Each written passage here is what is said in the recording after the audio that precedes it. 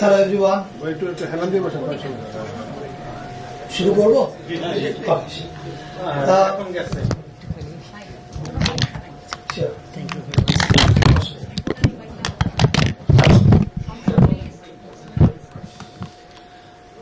যেরকম মফিদ ভাই এবং আমাদের আতর সাহেব বলছিলেন যে জাদুঘরের গুরুত্ব, আসলে আপনারা দেখবেন যে যখন পৃথিবীর যে কোনো দেশে আপনারা যান, দুইটা জায়গায় আমরা হচ্ছে ভিজিট করি।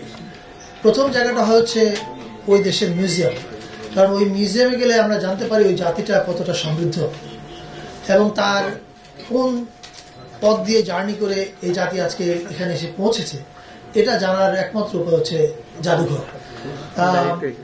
কিন্তু যে কোনো কারণে হোক, জাদুঘরটা আমাদের এখানে আসলে অনেকটাই অবহেলিত। যেমন আপনি যদি ঢাকায় আমরা কত মানুষ থাকি, আপনি যদি খোঁজ নেন কতজন মানুষ বা আমাদের এখানে যারা আছেন আমরা কতজন জাদুঘরে যাওয়ার প্রয়োজন বোধ করি, কারণ ওখানে যাওয়াটা যে জরুরি, ওখানে গেলে যে আমি কিছু জিনিস জানতে পারবো এবং এটা যে একবার গেলেই আমার কাজ শেষ হয়ে যাবে না, এটা যে প্রতিনিয়ত কি বলে এটা নবায়ন চলতে থাকবে এবং যার ফলে আমি প্রায় যেতে উৎসাহ বোধ করবো, এই জিনিসগুলো আসলে আমাদের জাদুঘরের ক্ষেত্রে কখনো হয়নি আনফরচুনেটলি।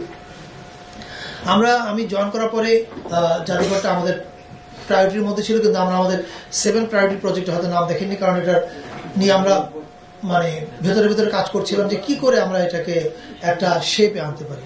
তো আমরা প্রথম যে জায়গাটা আইডেন্টিফাই করলাম সেটা হচ্ছে যে এই যে জাদুঘর গুলোকে আমরা আধুনিকায়ন করবো, মডার্নাইজেশন হবে, শুধু জাতীয় জাদুঘর না, এর অধীনে আরো অনেকগুলো জাদুঘর আছে। এই কাজে নেতৃত্ব দিবে কে?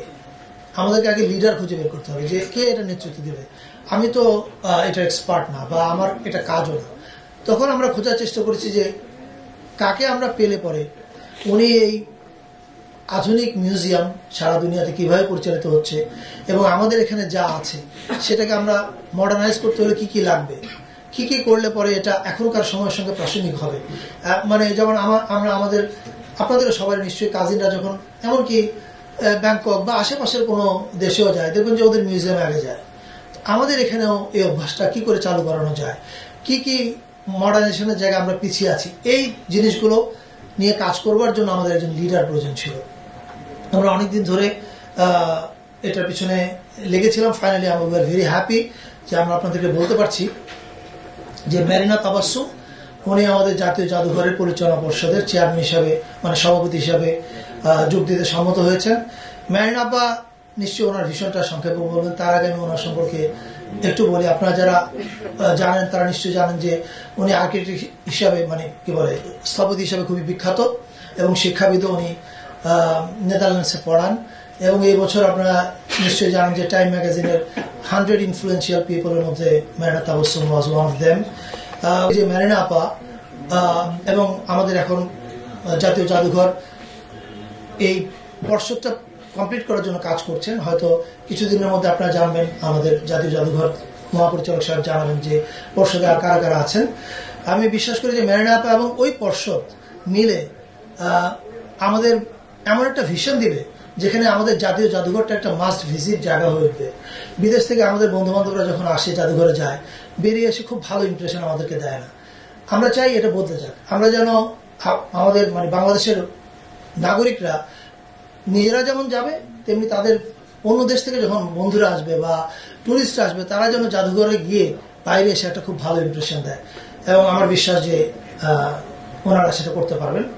আপাতত আমি আর কিছু বলতে চাই না, পরে প্রশ্ন থাকলে উত্তর দেব। মেরিনা আপা যদি ওনার হলো আপনাদেরকে দেওয়া হবে কিছুক্ষণ পরে চিঠিটা, 18 ডিসেম্বর। হ্যাঁ, দিয়ে দিব, আপনাদেরকে দিয়ে দেবে। সো এবার মেরিনা আপা যদি বলে হন, এই মাইকগুলো তো ওনাকে দিতে হবে। এই ভাই আমি শেষ করে চলে আসছি। আজকে এটা একটা বড় একটা দায়িত্ব যেটা আমি মাথা পেতে গ্রহণ করলাম এবং এটা আমাকে এটার জন্য যে আপনারা যোগ্য মনে করেছেন সেজন্য ধন্যবাদ। হোপফুলি এটা একটা ভালো কিছু করার চেষ্টা করব যতদিন আমাদের এই দায়িত্বে থাকি।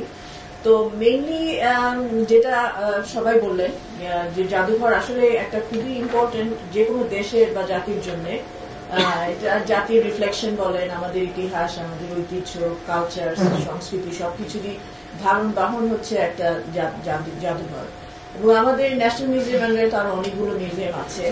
তো প্রথমেই যেটা চাই সেটা হলো যে একটা পর্ষদ যখন তৈরি হয়ে যাবে আমরা সবগুলো মিউজিয়াম ঘুরে দেখতে চাই এবং দেখে এগুলার অবস্থা কি অবস্থায় আছে, আপনি ফিজিক্যাল স্টেট বা এখানে যে সমস্ত সংগ্রহ আছে সেগুলোর বিষয়গুলো দেখে নিয়ে একটা প্রপার প্ল্যানিং এর মধ্যে দিয়ে জিনিসগুলোকে যেন সুন্দরভাবে আরো মানুষের কাছে পৌঁছে দেওয়া যায়, এটা একটা মেইন গোল হবে।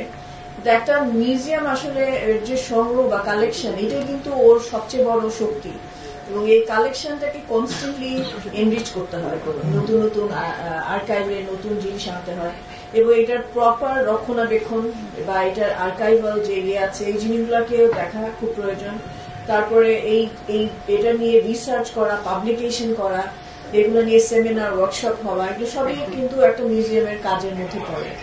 এবং তার মধ্যে সবচেয়ে বড় যেটা ইম্পর্টেন্ট সেটা হলো যে যেই সংগ্রহটা আছে সেখান থেকে বেছে একটা কিউরেটোরিয়াল প্রসেসের থ্রুতে আপনার মানুষের কাছে বা যারা ভিজিটাররা আসে তাদের কাছে জিনিসটাকে পৌঁছানো, মানুষ যেন দেখতে পারে এবং সেখানে শুধু বিভিন্ন স্তরের মানুষ যেন আসতে পারে এবং তাদের যেন সেভাবে একটা বিদেশিরা আসবে, দেশের মানুষ, বাচ্চা থেকে শুরু করে বয়স্ক সবার জন্য, প্লাস আমাদের বিভিন্ন ধরনের মানুষ আছে, প্রত্যেকের যেন রিফ্লেকশন সেখানে থাকে। তো এইগুলো ইম্পর্টেন্ট পার্ট যেগুলো হয়তো আমরা চেষ্টা করব একসাথে মিলে।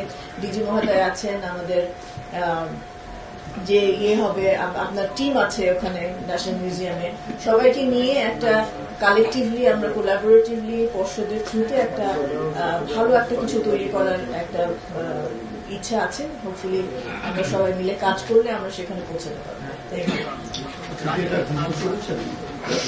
জাদুঘর অনেকবার ভিজিট করেছি।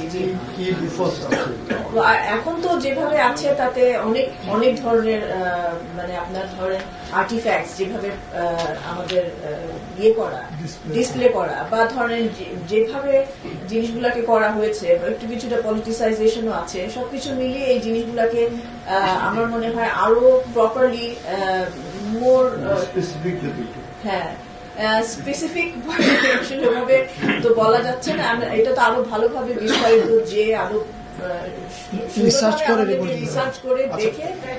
আমি একটু স্পেসিফিক একটা প্রশ্ন, আমি ইন্ডিপেন্ডেন্ট টেলিভিশন